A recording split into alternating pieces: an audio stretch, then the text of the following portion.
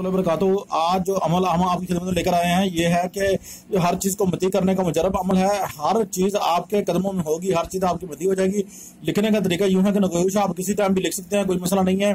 ना कोई परहेज, ना कोई अमल ऐसा करने का जरूरत है। आपने सिर्फ ये चीज़ लेनी है, आपने सफेद कागज पर ये अमल लिखकर आपने जो है इसको चिराग जलाना है। आपने एक चिराग ले लेना है, किसी भी धातु से चिराग बना हो लेकर आपने उसके अंदर ये जलाना है।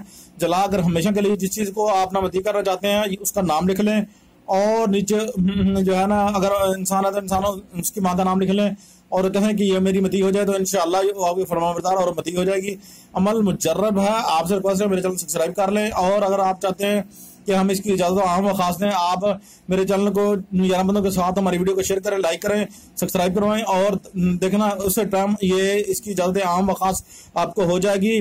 अगर आज की वीडियो आपको पसंद आई है तो हमारी वीडियो को शेयर कीजिए, लाइक कीजिए, अपने दोस्तों के साथ शेयर कीजिए, और हमारे सपोर्ट सैयद अमलियात को ज़्यादा से ज़्यादा जो है सपोर्ट कीजिए, ताकि हम अच्छी से अच्छी वीडियो और शॉर्ट वीडियो आपको बनाकर देते रहें। अल्लाह हाफिज़। मिलते हैं नेक्स्ट वीडियो में।